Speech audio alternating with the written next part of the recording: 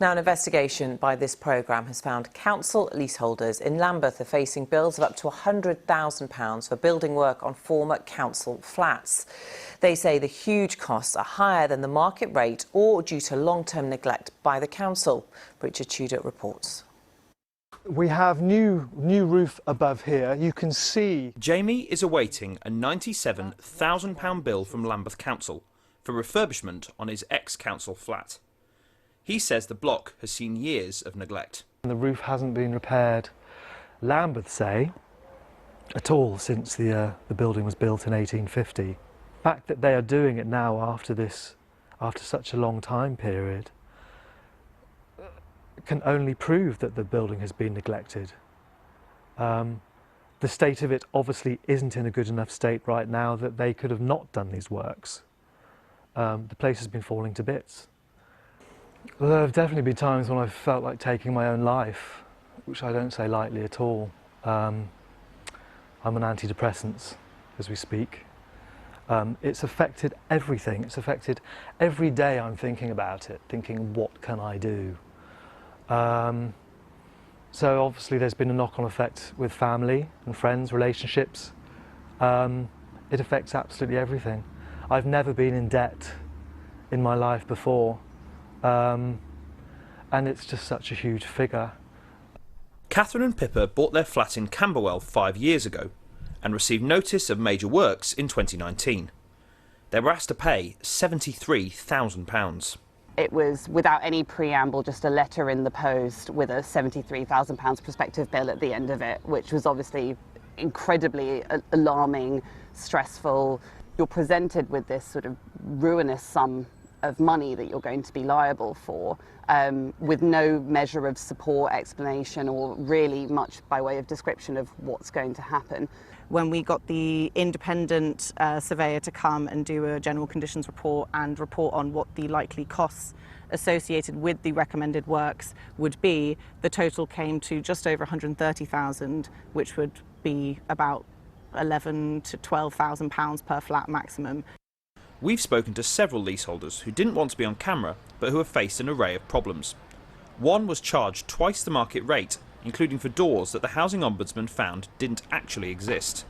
In a letter, the Ombudsman found Lambeth had made several serious failings. So why do council leaseholders find themselves facing such huge bills? Once they've signed a long-term maintenance contract for their housing stock, the cost control goes out the window. So this is where leaseholders fit in. Or are the victims, because there are huge bills floating around which the council can absorb for the larger blocks, but individual leaseholders who have to pay their share find these sort of devastating bills crossing the threshold. The government legislated to tackle high major works charges for local authority leaseholders in 2014 after a 92-year-old woman died of a heart attack following a £50,000 bill. That law, the so-called Florey's Law named after her, caps major works charges in London at £15,000. But because of a number of caveats, that doesn't actually apply to many leaseholders in the capital. It only applies in cases where central government funding is available for refurbishment of housing stock, and that hasn't been the case for many years. So I'm not aware of a single example where Florey's Law has helped a leaseholder. Not aware of one, either in London or outside it. We invited Lambeth Council to participate in this film, but they declined. However, a spokesperson told us, all housing maintenance works in the borough are carried at fixed rates and in line with a tight legal framework covering tendering, tender review and transparency. The council is always ready and willing to address issues where residents feel their property may have been neglected. A spokesperson for Mears said, Mears are contracted by Lambeth Council to undertake repairs and maintenance. We agree costs in advance with all of our partners using the normal pricing mechanisms.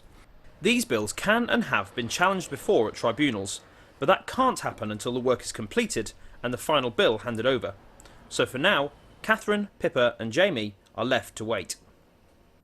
Well, we did ask Lambeth Council to appear on the programme. Sadly, they declined. Belle, let me ask you, you're an MP for a constituency in Lambeth and you've got first-hand experience of this, haven't you?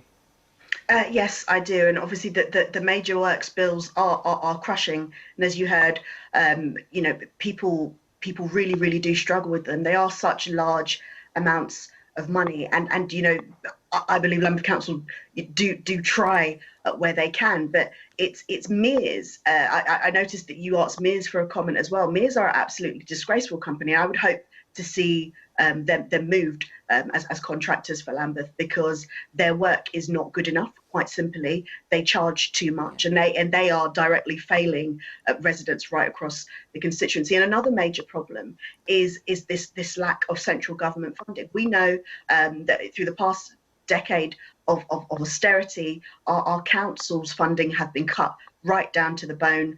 We know that also councils that are Labour as opposed to Conservative councils have received more cuts on average than these Conservative councils, and so are struggling in a very, very different way. Yeah. But I do believe better legislation needs to be put in place to protect leaseholders. Now, the government have put forward some legislation recently, as announced in the Queen's speech, or will be putting forward legislation, but it's not going to be good enough. It doesn't protect leaseholders from the past. It's looking towards the future, and even those in the future, it doesn't do enough to protect us from this feeling that, you know, you own a home but you don't quite own it.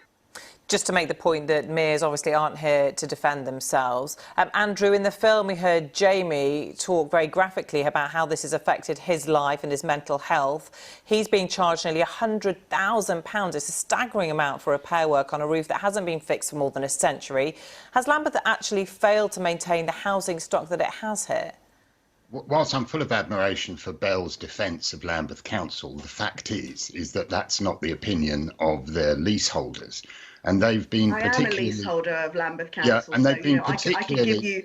Yeah, there's more than you, though, isn't there? No, there's more than me, and many of my constituents write to me, and I'm very, very clear about the fact that more needs to be done for them. I wasn't saying that nothing is wrong. I was being very clear about the fact that there are serious issues when it comes to funding, and those issues come from central government.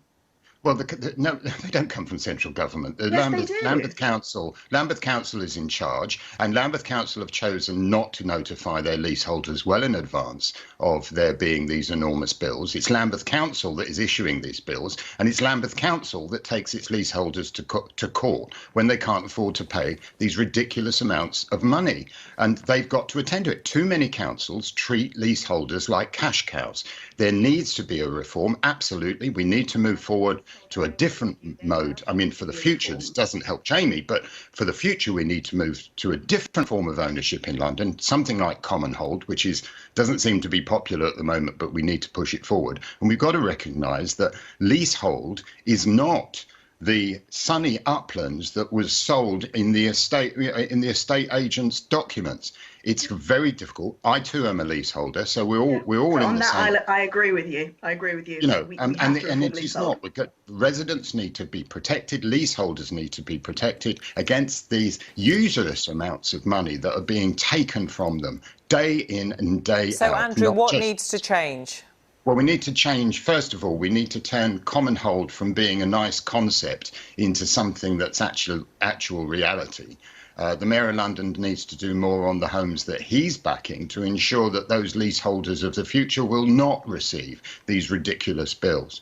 We need to, the government seriously needs to look at extending Flores law, because it's not fit for purpose. It's only being applied in a very small minority of situations.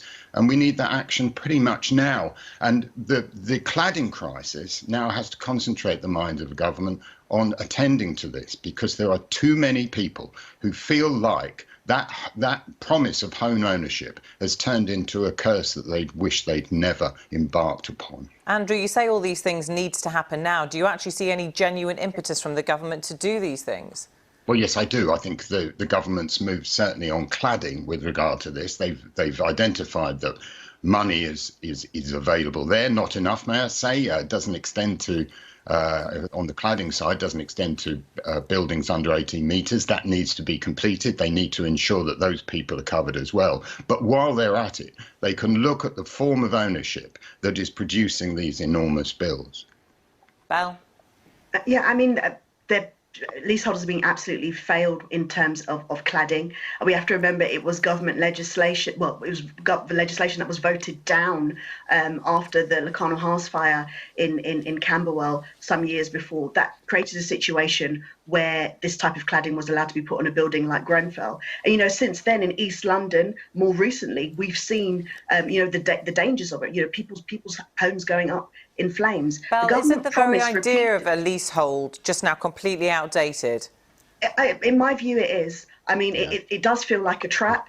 And my argument would be that when we do look at leasehold legislation moving forward, yes, it's absolutely right that we look at the leaseholders of the future, but could we please look at the people that are leaseholders right now, people that are suffering right now because of this form of ownership, which doesn't really feel like ownership, because now you're stuck in a situation where actually, you know, thinking of those who have these cladding issues, they're not only living in an unsafe situation where they're having to pay thousands of pounds, but they cannot even sell their properties on. Belle, thank you.